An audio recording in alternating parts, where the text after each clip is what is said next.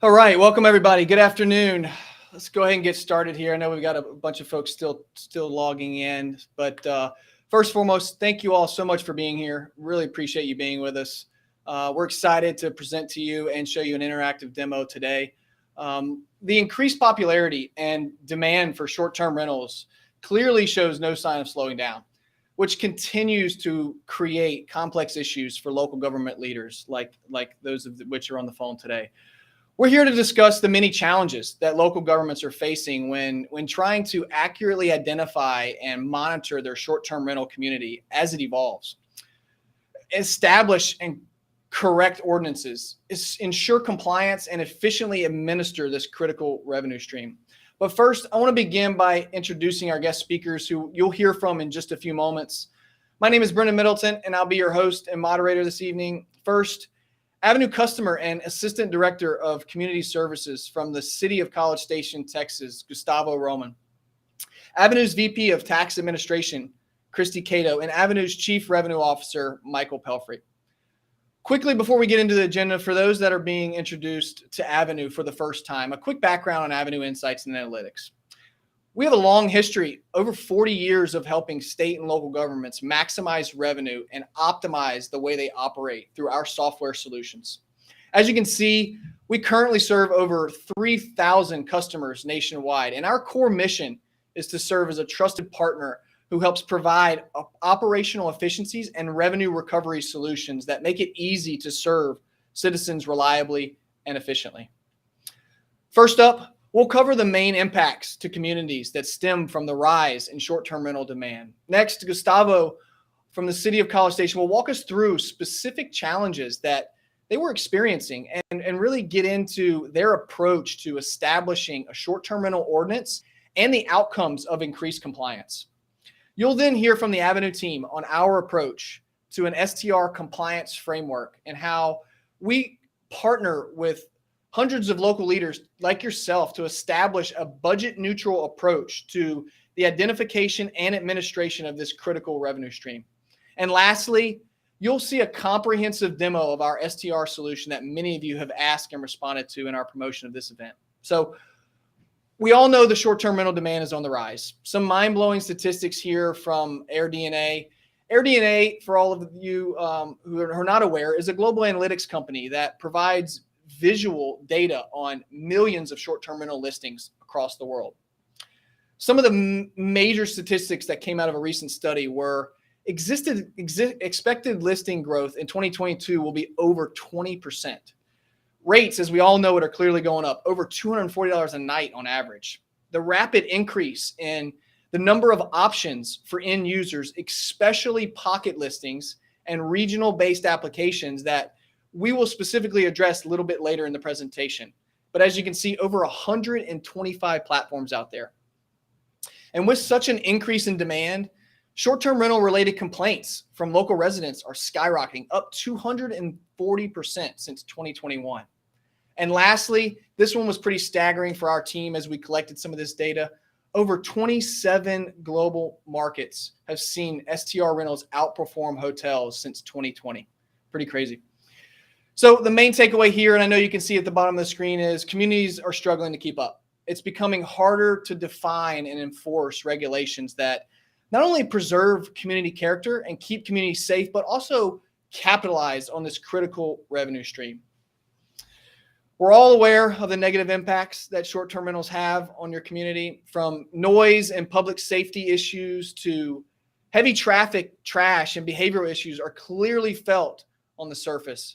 But I do want to highlight some of the underlying impacts, like how real the historical and cultural impacts can be, as well as the dramatic impact it can have on affordable housing.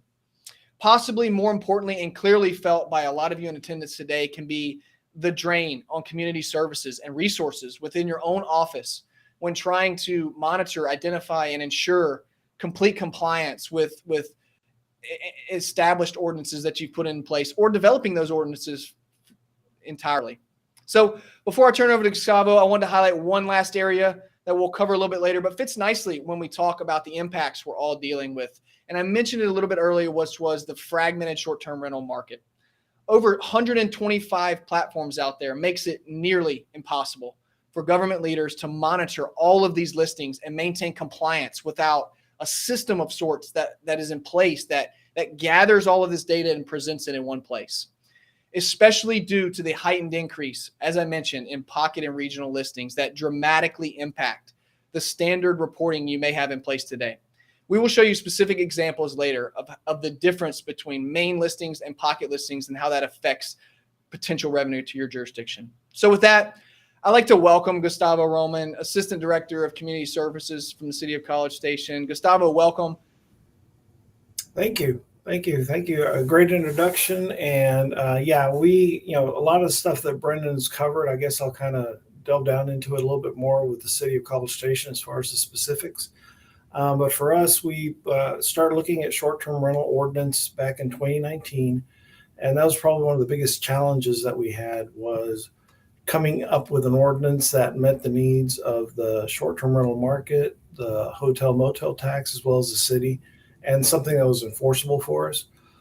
But for us, just to give you a little background on the City of College Station, we're about 120,000 people that are here. We're home to Texas A&M University that has about 70,000 students here in the main campus, which is right across the street from my office. So I get to look at them all day, every day. And we're ranked the number 2 college football team in the country. Hopefully this will be the year that we get to be number 1. We're hopeful with Jimbo Fisher right here. And we have a lot of visitors come to us, not only for the A&M events, which number anywhere from 500 to 600 different events per year, to everything from football games, baseball games, softball games, conferences, all sorts of different things that we have, as well as over probably just events that the city hosts, softball tournaments, intramurals. That's probably in the close to 50 plus sporting events for us, just us alone. We calculate somewhere over 1 million visitors per year that come to Texas A&M College Station. We're right in the middle of a triangle between Dallas-Fort Worth, Houston, and San Antonio, Austin area. So we're about 2.5 hours from the majority of the Texas population. And we're home to the George Bush Library, which gets a lot of visitors come through as well. So back to the challenges. We've had a really rapid rise in tourism. We think that a lot of it had to do with us joining the SEC. And, it's a very premier football program. And this was before Johnny Manziel. And once he came on board, it was this is where I want to go see football games. Our stadium, A&M Stadium, seats over 100,000 people. So every home football game, it's basically the population of College Station doubles. And there's need for places for people to stay. We have a lot of hotels, but one of the things that we started seeing was an uptick in the short-term rentals. And like Brendan said, a lot of the issues that come along with that, which is, parties, strange people come into the neighborhood. So we had kind of a grassroots that came up through the city government saying, y'all need to do something about controlling these. The hotel motel folks were saying, hey, we're losing revenue because they're going to the short-term rentals, and we have to pay hotel motel taxes while they don't. So we started looking at an ordinance back in 2019. One of the biggest challenges was getting that ordinance passed and ironed out. I'm guessing we probably had anywhere from 4 to 6 different meetings and public hearings with the city council, with the Hotel Motel Association, with the Visitors Bureau, just to get that honed down to something that was that line between both parties or both of the groups involved. We took over, the ordinance got passed in June of 2020, and it went into effect in October. As y'all know, 2020 was the year of COVID, so, and kind of sort of still is. But we try to do the processing and the analysis and finding all these short-term rentals with staff that we had on hand. One of the departments that reports to me is the Code Enforcement Division. So we had our code folks, as complaints come in, go out and look, and then surfing through all the Airbnbs and VRBOs and all the hundreds of platforms that Brendan had mentioned. It got to be so labor intensive that it was just not productive. I mean, we only have limited resources here at the city. So we started looking into firms and companies that would do this for us, do the preliminary work, and then got a relationship going, got a contract signed, and everything so far has been pretty good. We've identified over 400 plus SDRs just alone here in the city of College Station. Of those, that number that's on the screen right now at 145 has actually gone up. We're at about 152 that have gone through the process where they're now licensed or have the permit issued to them. The revenues that we've seen, which is, everything kind of comes down to that. We've probably seen over 100,000 more in revenue, and there's a lot more out there. We're waiting for the first full football season to come in, where we think that we're going to get quite a bit of the short-term rental market come in. So this summer we're going to really hit it hard and try to get up close to that 400. It's not an immediate process. That's one of the things I want to make sure I mention. You go into it and say, okay, give me all the short-term rentals. It's not overnight you're going to get 400. It's a very long process to contact, to make sure everybody understands, to do the life safety inspections that we require as part of our ordinance.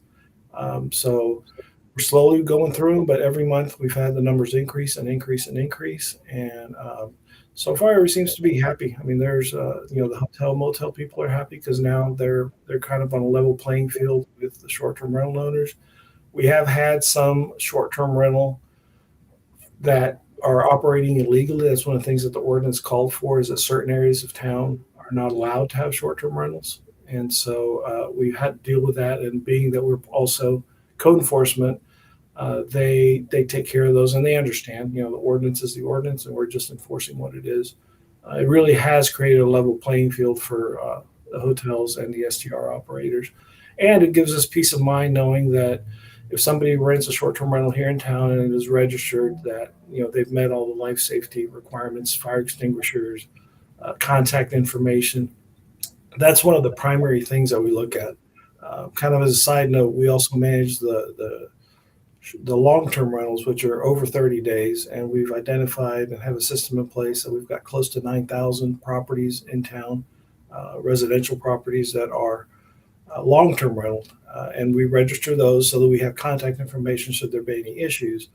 So if we have an issue with a short-term rental, we know who to contact as far as management company, owners, even the utility customer that's in place in that property. So it's been an interesting process, learning curve for both.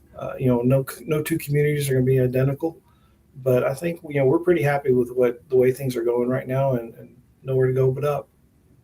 Excellent. Thanks so much, Gustavo. And one of the things that stuck out for me in your bullets here was, nearly 25 hours a week in manual staff time to evaluate the short-term rental and dealing with the growth at the same time. I'm going to cheat here and skip a little bit ahead to the Q&A and ask my own question for you.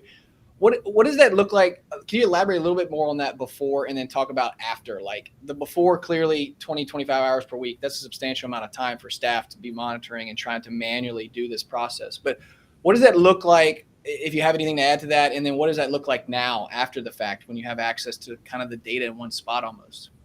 It's minimal. I mean, we don't have to do all the screen scraping and all the collection of the data. And our admin, we have two admins here in our department, and I'm guessing they dedicate maybe 1 or 2 hours a week, if that much. We receive reports that say, here's the ones we identified this week, and we confirm, make sure that the addresses are right, because knowing the community, you sometimes see the front of a house, you go, I know exactly where that house is. And Right. A lot of the short-term rentals that are out there won't give you the address until you actually book it with them. But a lot of the information that we get on the screen scrapes and things are pretty accurate for the most part. And so we just confirm, and it's a learning curve. Every week we get a report. We go through, look at the letters that are going to be sent out, and then go from there. And if they don't comply, then it gets turned over to our code officers, just like any other normal code case. Fantastic. Well, I know there'll be more questions later, Gustavo. I appreciate you taking us through these couple of slides. We're going to shift gears here. For the audience, Gustavo will be back here in just a few moments for our Q&A portion. But next, we're going to shift over a little bit, and you're going to hear from a couple different members of the Avenue team, as I mentioned early on. I'm going to welcome Michael Pelfrey to kind of take us through our approach to an STR compliance framework.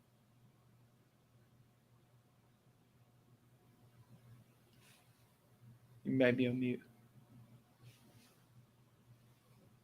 How's that, Brennan? Can you hear me now? That's all right. Totally fine. Oh, good. Believe it or not, I'm pretty good with tech. I just can't use a mute button. But good morning, good afternoon, depending upon where you are. But thank you again for joining us today. What I'll take a few minutes here to do is kind of walk you through, as Brennan had already kind of touched on, and I want to underline, Avenue has a deep history in working with literally thousands of state and local government, look at how we administer, how we manage, and how do we help essentially your team run tax programs. That then took us with the advent of Airbnb and VRBO and HomeAway and FlipKey and all the big labels that I'm sure you guys are familiar with. It gets into a discussion of, we can have a really well-run tax admin program. We can be fantastic at collecting. The challenge with STRs, and I think you heard this with College Station, is how do we find them? And ultimately, what you see here on the screen is kind of a take at how Avenue brings to market a comprehensive workflow and life cycle. So we're going to spend the vast majority of the system demo looking at this first stage here that's in blue, the monitoring. The reason this is incredibly important is we want to make sure we've got the technology constantly and readily available that monitors those 100 plus websites in real time, every minute of every day. How do we make sure that when Michael Pelfrey rents his bedroom or my 12 condos across town, that we are watching the frequency, the cadence, the length, because those ordinances that many of you have designed look at all of that. There's minimums, there's maximum stays, there's zoning district requirements, there's density requirements. And without technology, that could be just almost impossible. That then takes us to the next stage here that you see in red with administration and support. Once we've found a particular property that's been brought into inventory, we want to make sure we've brought them into market the right way.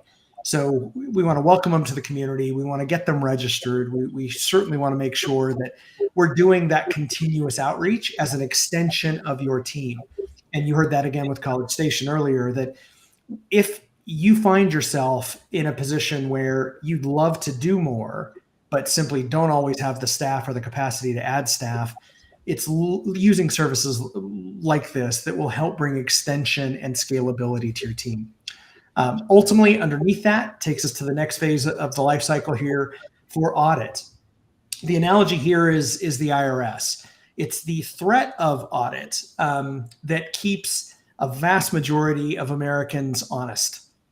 There's certainly those that bring STR volume to the market and will absolutely do it right the first time without any help. Unfortunately, and I'll put my own tax history on the table, I make mistakes. I'm just not perfect. I didn't know. And that's another layer of your community. And we need to bring those folks into compliance. And the third, and this is what audit catches, you will have intentional actors, folks that are avoiding detection. And I'll show you examples of what that looks like in the system. So audit and discovery, which then feeds into recovery. If you find folks that either didn't know or intentionally were avoiding tax obligations, how do we partner with your finance teams and audit staff to make sure that we're collecting the remittance that is due? For many communities, this is a 5, 6, and in some cases 7-figure opportunity to increase certainly your tax collection.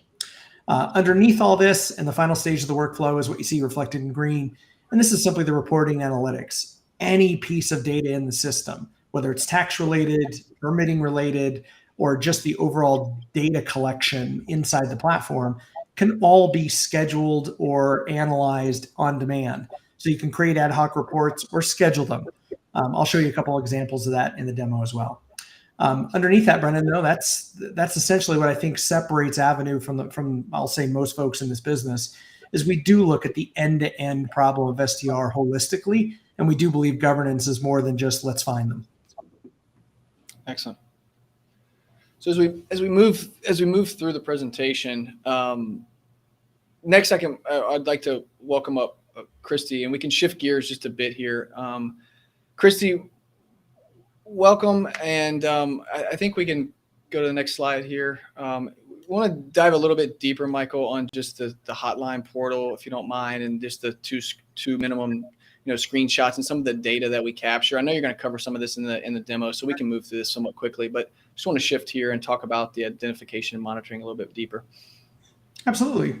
So as I mentioned earlier, you've got this intelligence of AI and machine learning construct that is constantly monitoring those websites. As they do so, that evidence is captured. And so you see that in the third icon on the top right. But as we find a property that's brought to market through any of the sites that we monitor, we are collecting that data should the city want to essentially prove or demonstrate that we have found activity that appears to be commercial. By the way, we won't go into deep construct on this, but I would add that when we find commercial activities, for those of you that have homestead exemptions or property tax reductions, primary residence testing is also something that typically gets bundled into that kind of evidence capture. Underneath all that, Brennan mentioned that the help desk. One of the problems I think probably every community across this country faces is with the advent of STRs and the rentals and activity that comes with it, complaints inevitably follow. I can share a personal example where I live in Reno, Nevada, and there was a big tourist event. Reno's famous for those. We do rib cook-offs and hot August nights for cars and all kinds of fun events that bring millions to the region. Inevitably, somebody rents the house right down the street from me, and the guy parks across my driveway for 12 hours. So what do you do? Who do you call? And inevitably, the emotion, and you should talk to my wife if you want to get a view of that passion, but inevitably, I call everybody. I call the chief of police. I call the mayor. I call the city council. I call city manager. Somebody please take my call and move this car. This problem is why the help desk is so necessary.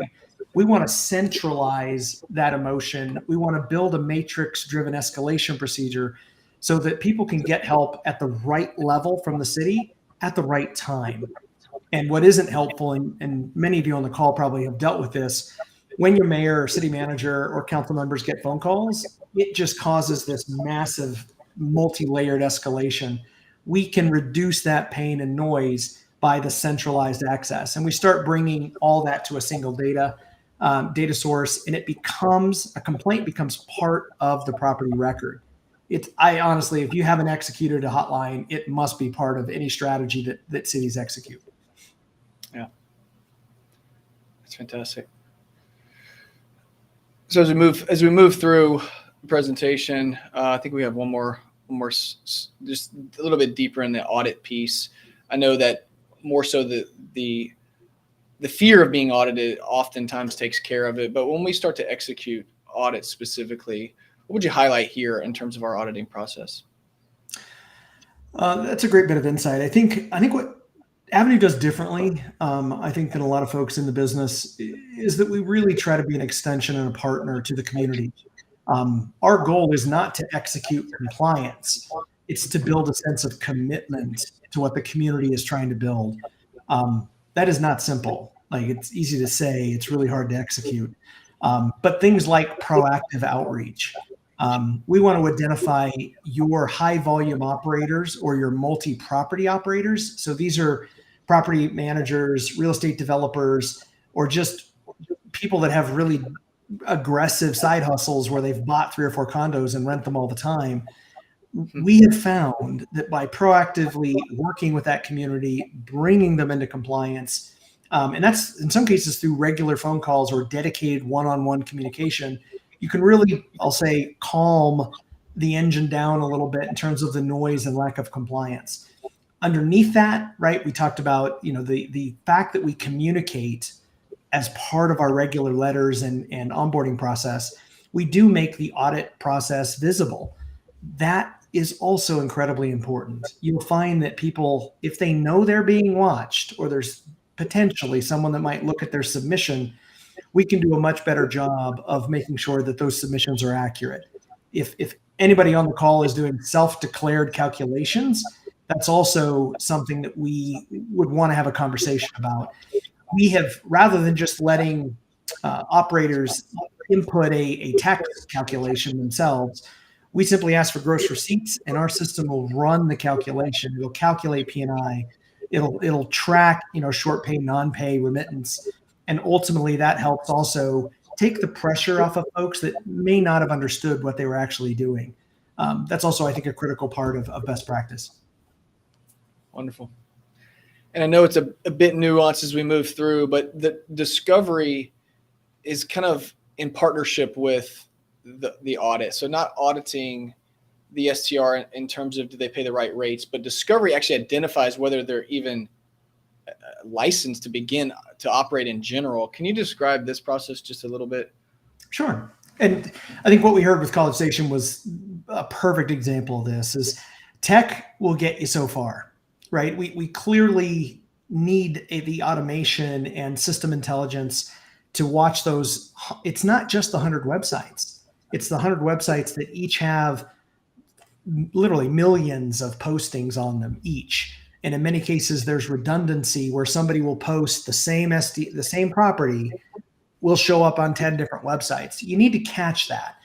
But I think what separates good from great is taking that data and putting it to work with trained analysts and auditors that look at the proof, can go verify across multiple data sets, directly communicate and educate those homeowners, and then demonstrate proof of tax obligation. I guess I would share that what we have found is that holistically, probably 85, 90% of most STR operators, when confronted with a request to reconcile data, will collaborate and accurately submit. But that recover section at the end there, I would put an underline under that you will spend a fair amount of time on those 10% that do not just automatically come into compliance. They require proof. They require a lot of collaboration with our analysts. And you heard this with the use case we shared earlier, it does tie back to the cities or counties enforcement team. There will be examples where we just cannot remotely bring them into compliance, and we must send people on site. And that's where we continue to still work with the city's team. Wonderful. Thanks, Michael. And again, you'll be back in just a few moments for our Q&A portion and the demo, actually. So next, we're going to shift gears just a little bit as I welcome Christy Cato. Christy, welcome, number one, and thank you for being here. And Christy, could you just take a few moments and really summarize the other component, which is the actual administration of this revenue, not the discovery and audit and monitoring compliance, but the back end, like what does it look like from an end-to-end collection and administration of the STR tax revenue? Thank you, Brennan. So talking full administration or a full service, and like he said, this is for the known properties, the known taxpayers, the businesses that are doing the right thing. So we all know there comes a level of work that's involved in that. And we believe, and our experience has shown that if we make it simple and convenient, then businesses, property owners are more likely to comply. That basically has less properties to follow up with on compliance. However, you're always going to have those properties that don't know or say they don't know. And that's what we were talking about on the discovery. But just on a typical day-to-day basis, your staff and your team, just like College Station had mentioned earlier, he had two full-time admins that was spending 1 to 2 hours a day. Well, that was on top of their day job. Well, full administration includes everything from setting up a taxpayer, and that could be from self-reporting. They notify the city that they are renting a property and they need to know what to do to be in tax compliance, to doing proactive outreach. Once we have somebody that registers for a business or whatnot, it comes across our desk, we will proactively make an outreach to that business, let them know what are their filing requirements, because that varies it's going to vary from city A to city B. Well, we've automated a system so that our agents can, easily communicate the requirements from city to city and make it very seamless for that business to have one communication about, remitting their hotel occupancy taxes. They get their customized forms and filing, and online file and pay is definitely the way. It's been the way for some time now, but this is from everything from registration to paying their monthly or quarterly HOT. Again, these are reoccurring things. These are, tax payments that you're either reconciling online or a piece of paper and a check. And so our goal is to eliminate, or not eliminate, minimize, so that those people that you have locally can assist with those on the ground type of boots on the ground type activities that might be required for zoning and such. So we kind of free that up. And it's all of the tax dollars that we are processing. So you have that extra layer of audit and accountability.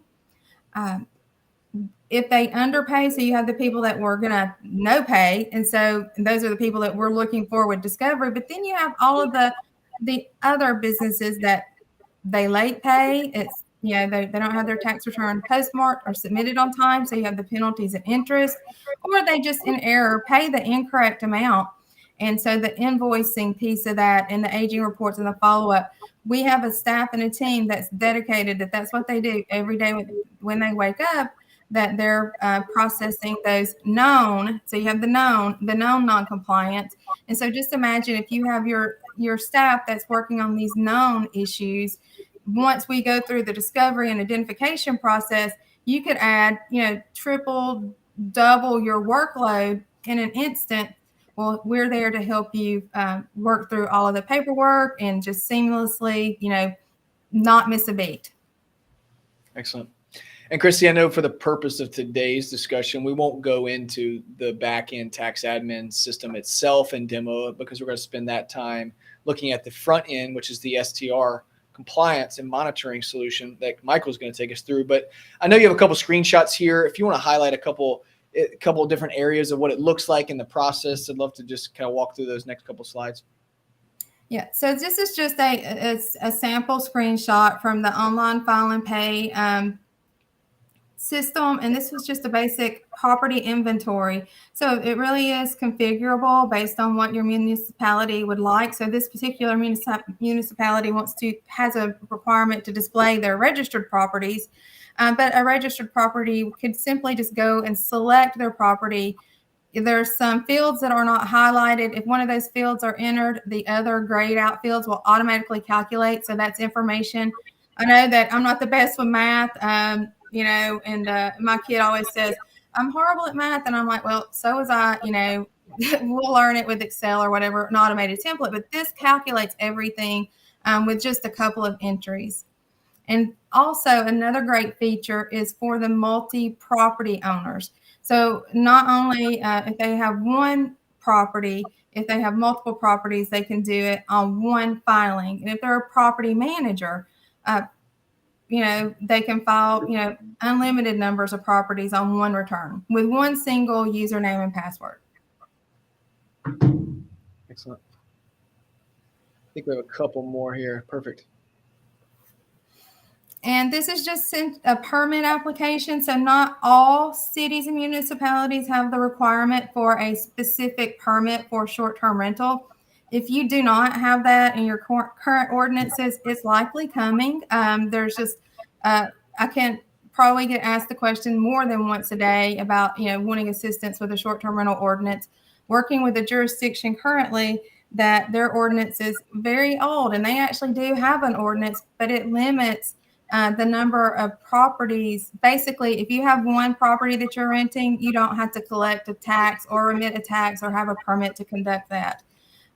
So they're in the process of updating the ordinance to require only single property owners to include that. And so what we are doing is they have the ability to notify electronically. They can enter their permitting information electronically, and with the Avenue platform and system, this would automatically upload into the hotel occupancy tax system. So it will be a one-stop. There will be no additional need to reach out to them for that monthly and or quarterly tax remittance. Excellent. Excellent. So I think we have maybe one more. If not, we can jump right into, oh, that's right, reporting. Anything you want to highlight here specifically, Christy, before we jump into the demo? We're not going to dig too deep into this, but for reporting, anything, once that money enters into the system with a transaction, you would have access to that via username, password. There's like 30 plus canned reports that are available.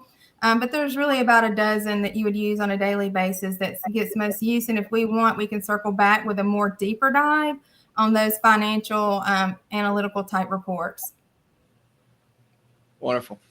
All right. Again, Christy, you'll be back in just a few minutes, so don't go anywhere. I'm going to bring, welcome back, Michael Pelfrey, and we're going to jump right into the system itself, roll our sleeves up and see a live demo here. Thanks, Michael.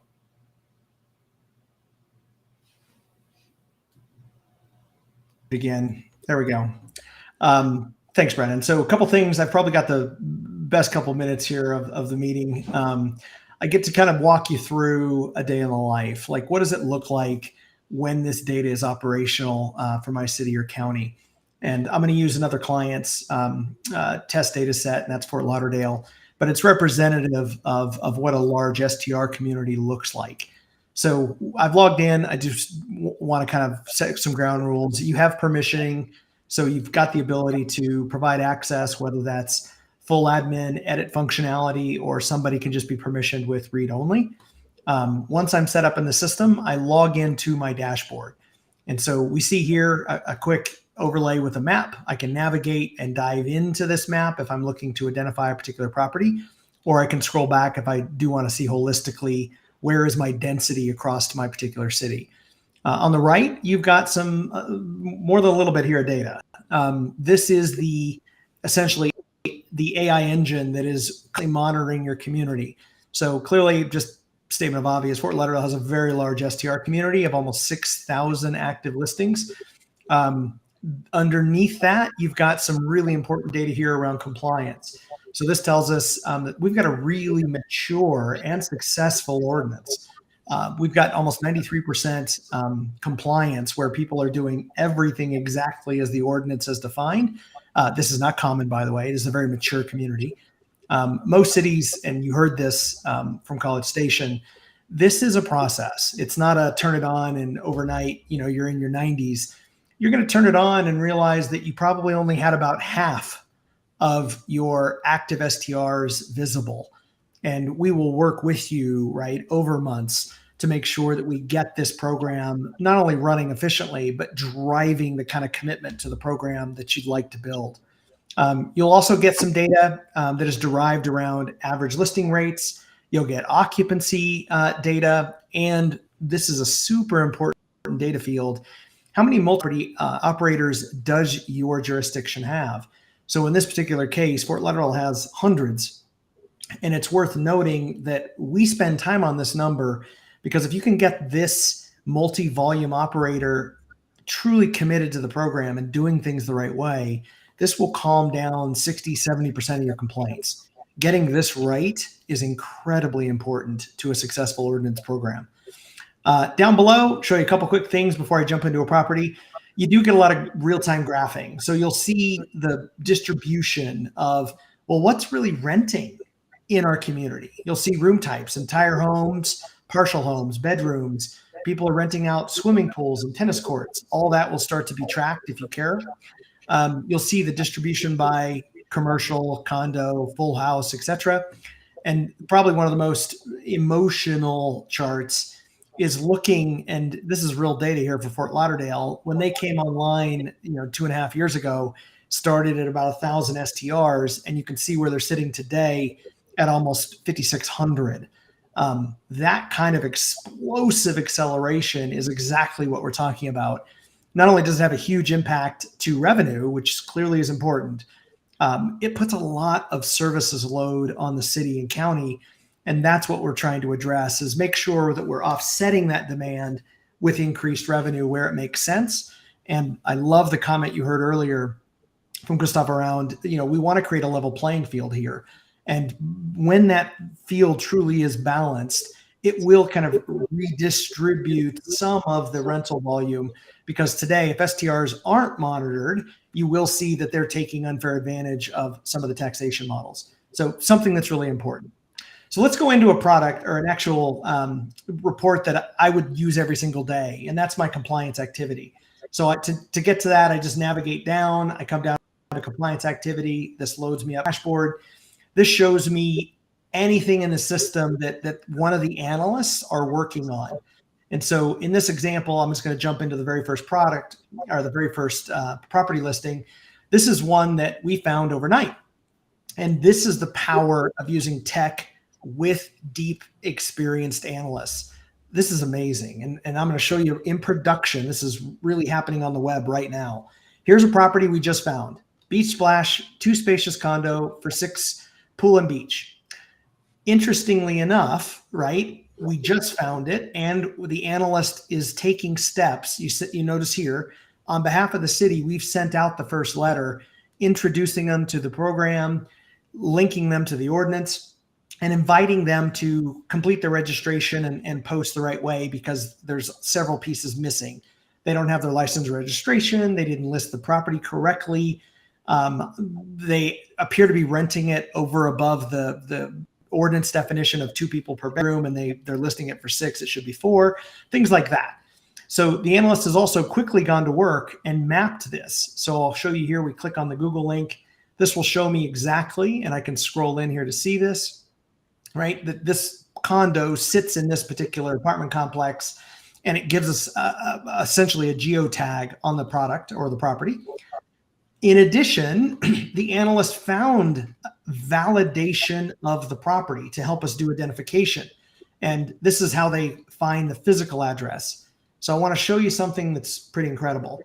This listing was found right here at Airbnb. We click on this link. This takes me to this is happening in real time.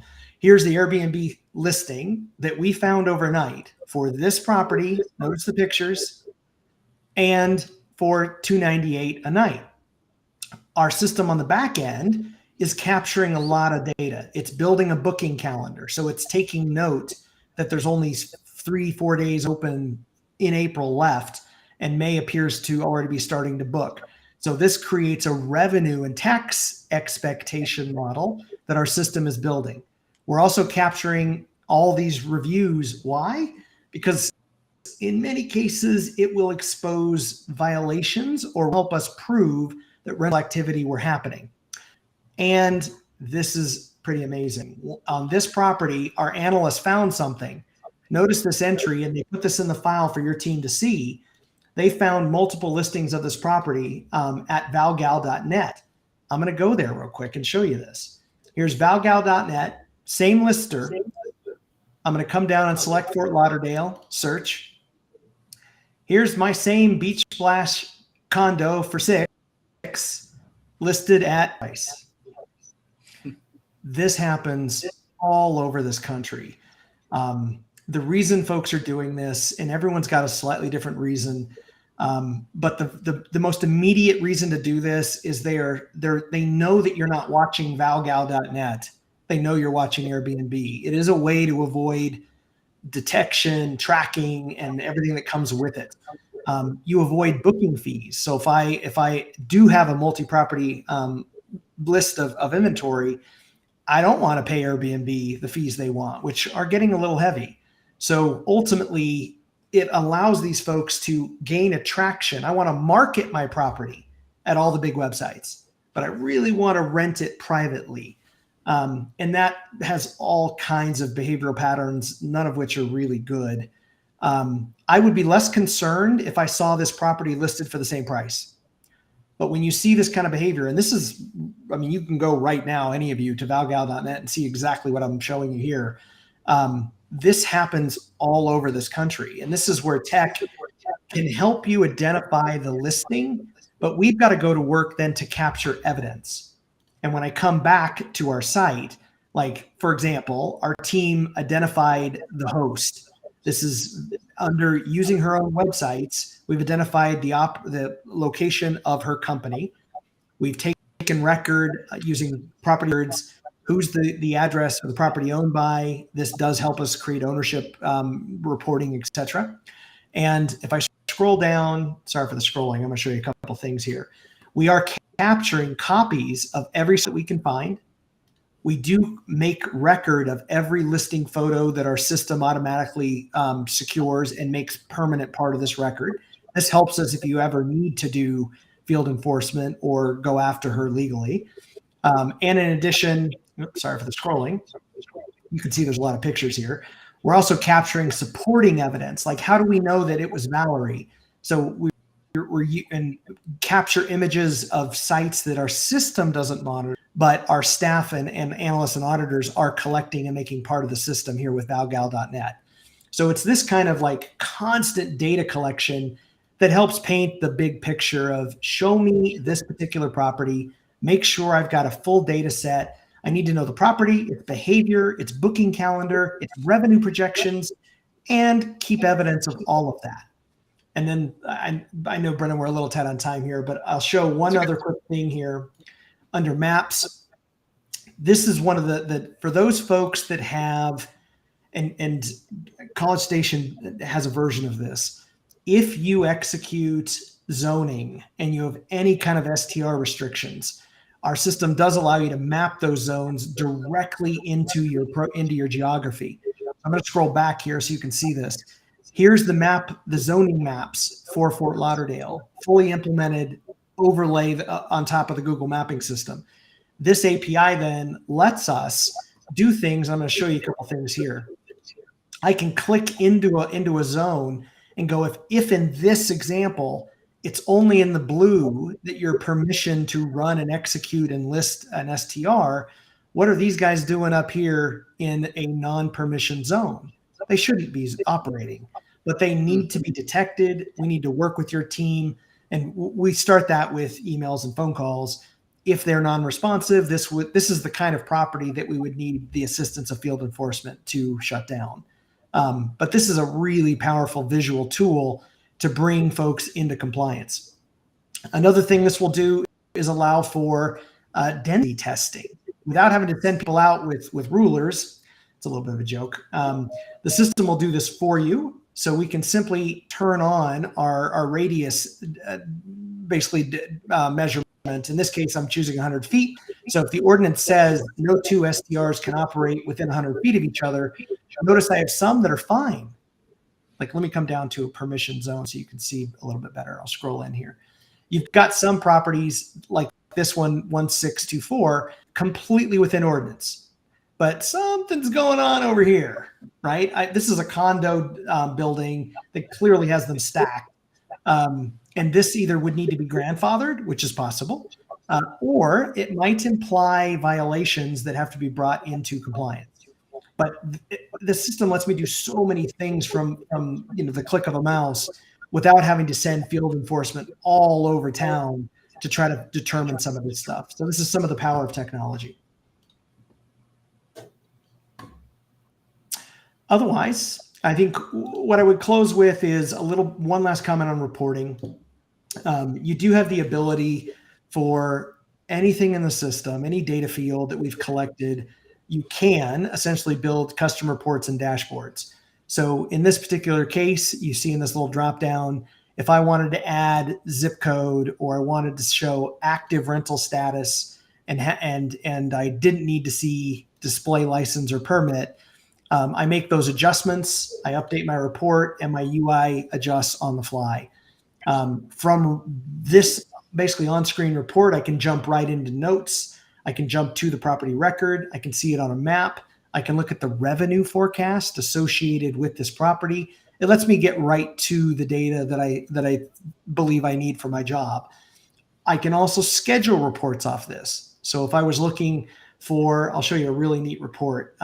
If I want to go in every morning and I want to have any new listing, I just want to have that pushed to me every day when I come in the office. So I can come in and say, I want to build a report right now that is only newly identified products or properties. I keep saying products for some reason, sorry. And I want this to be basically the default view that I've already pre-assigned. This pulls now a report of everything new that hit this morning. And I can build all kind of verifiers. I can customize the view, etc. I can then schedule this report. So it just shows up every Monday or every Friday. It can go to the CFO and the head of compliance, whatever I'd like to do. This is, I think, one of the best features is that you don't have to navigate the system every day and try to find them on a map. The system can shove that data right to the people that need it most, and let them configure the UI. But once you've got this, and then I'll refer it back to the College Station example, what happens over 6 months, 12 months, 18 months is you'll get yourself into the high 80s, low 90s. You'll have fewer complaints. You'll have much better collaboration with your multi-property operators, and you're going to see tax revenues accelerating. And at the end of the day, I think that's what we're all chasing for, is calm down the noise, create level playing fields for homeowners.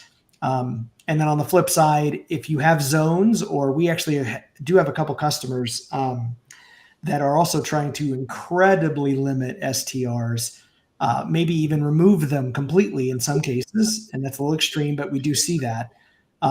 You can also use the detection to simply automatically shut them down if you see them listing. So the system can be used with almost any ordinance configuration, but it comes down to reporting, because without the data, you don't know who you're chasing.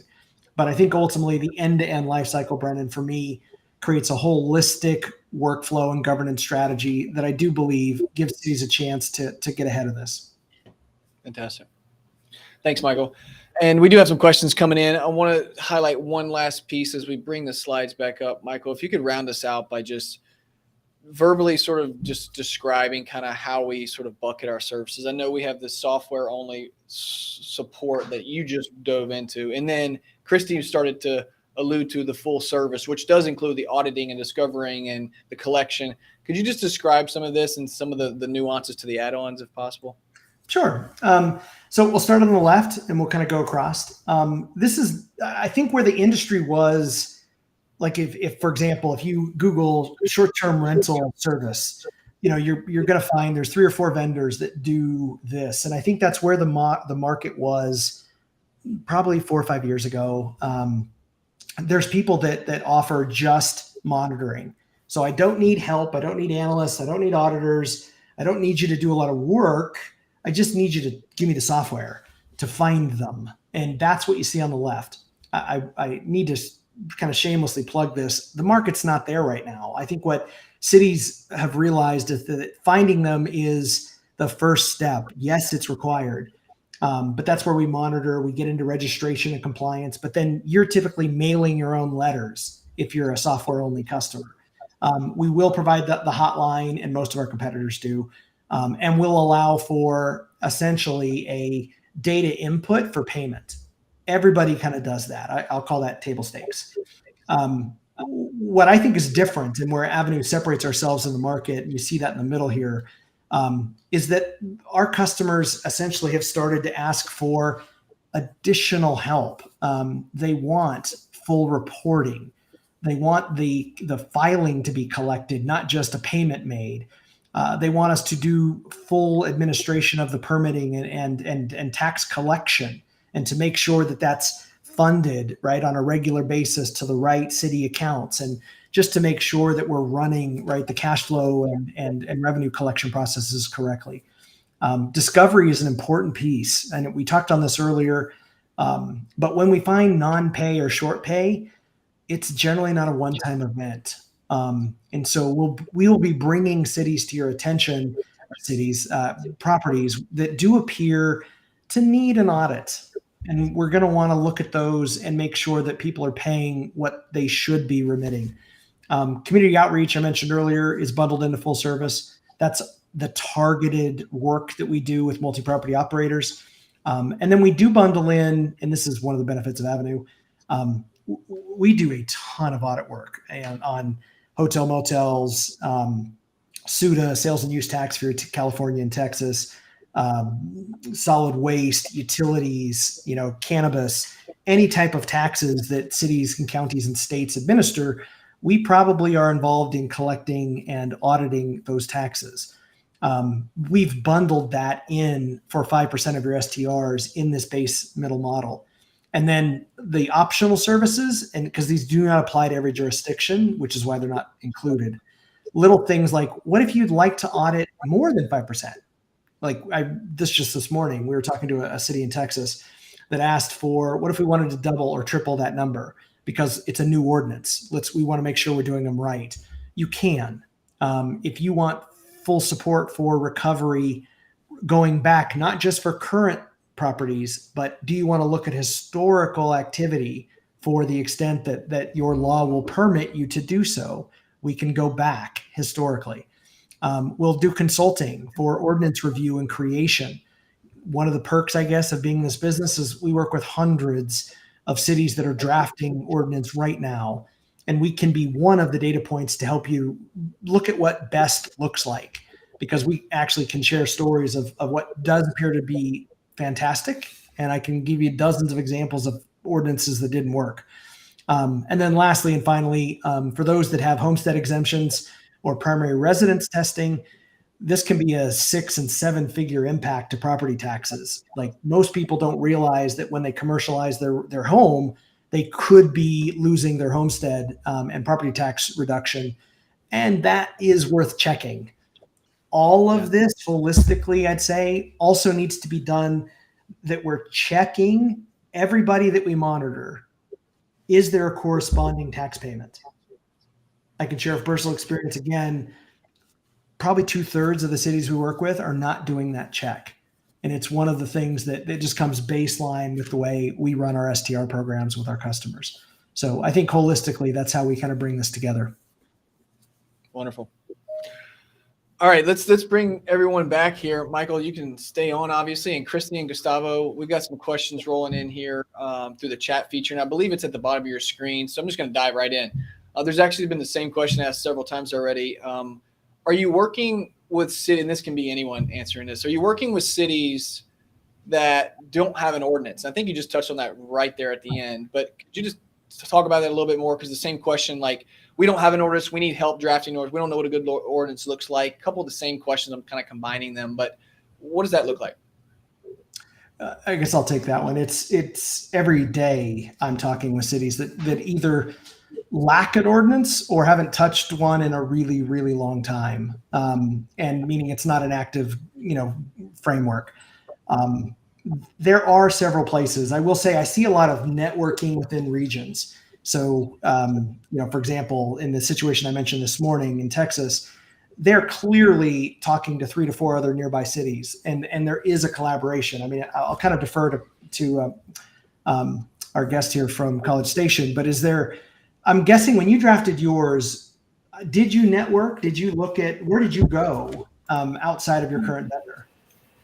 Yeah, we looked at a lot of ordinances throughout the state of Texas and even some outside of the state to see what for them had worked and what had not. And I think that was the hardest thing that, like I think a couple of y'all had said, every city is not the same.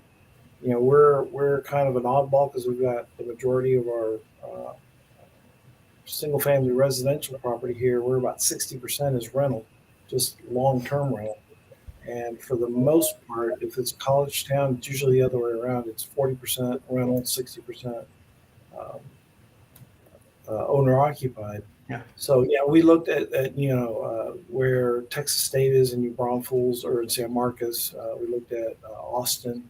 A lot of cities either larger than us or cities comparable to us. But that was our main source, and then getting it through process with the city, that's the hardest part, because certain groups want it to be hard on the short-term rental side. Certain groups, it's kind of like a pendulum. They wanted us to come down really hard and to basically prohibit, from both ends of the spectrum. We need to forbade all STRs in the entire city forever and ever, amen.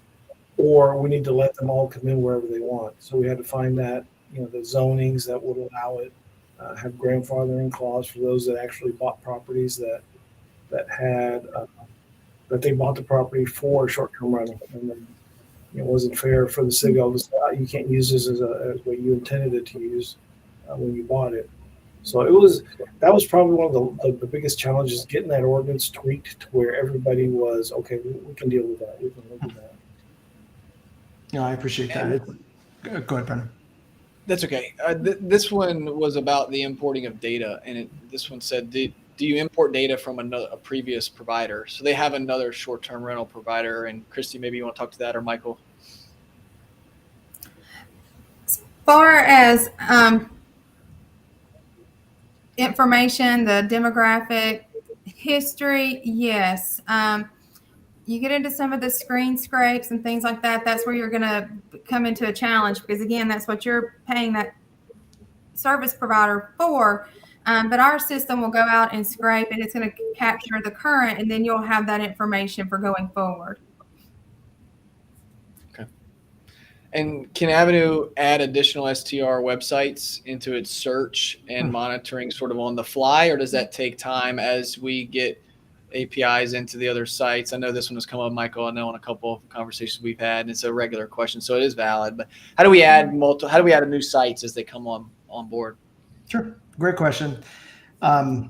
This is a growing problem, as I mentioned, like the valgal.net example, and that happens in every city.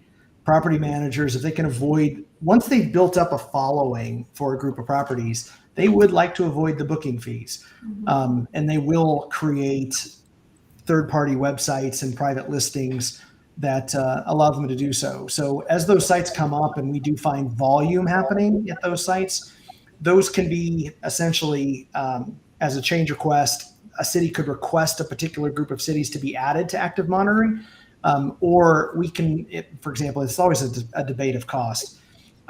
We can automate it, or we can have an analyst workflow where the analyst knows to periodically watch these private sites and to make sure that we have them incorporated into our normal data checks. So it kind of comes down, I mean, I'm sure you deal with this at College Station. When you find sites like that, how are you addressing that? I'd be curious to hear your experience. We actually have, we've got some property management companies, since we have such a large long-term rental registration, that have gotten kind of a sideline business and created their own websites. And it's just added to the algorithm or voodoo that, your firms do, that they'll just go through and start looking at it specifically. And then we also have the ability to where if we get a complaint on a property that hasn't quite been identified yet, we actually collect the data and then we can upload it to the website and then let y'all do the background search and scrape searches to make sure that we're not missing anything. And here, something I'd like to add real quick. We've had a lot of instances that where property owners did not realize that their rentals were being short-term rental. They had a long-term rental with students, 3 or 4 bedroom house that was, they were paying $1,500, $1,600, $1,800 a month to rent. And then during home football games, the students would go and do a little couch surfing with their neighbors and make the rent for the entire semester over 7 home football games. And so we've had a lot of cases of that pop up where we contact the owner, or the owner's contacted, and they go, "Wait a minute, I'm not. Well, here's the proof. Here's the screen scrapes." And those are I think that is the most valuable information that we have when our code officers get involved, is being able to say, here's when it was booked, here's the commentary from reviews, and say, yeah, we stayed there over the Alabama home football game, and it was great, blah, blah, blah. And then here's proof that you did lease this property. So yeah, very, very few cases that end up going to court. I can probably count them on one hand that end up going to court. I can only imagine the surprise when they get a tax bill and they're like, why would I get a tax bill? Yeah, exactly. Yeah. Students are creative. We've had them selling parking spaces during home football games, right around campus, and that's not allowed. So they get creative and how they do it. A little bit of beer money for them. That's awesome. I don't know the price that we're willing to pay for a parking space during those games, or I would be remiss without saying Roll Tide, the Tuscaloosa, but those parking lot spaces are premium on game days. Oh yeah.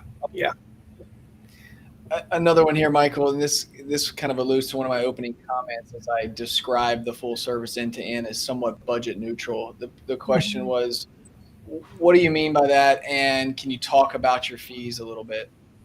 Sure.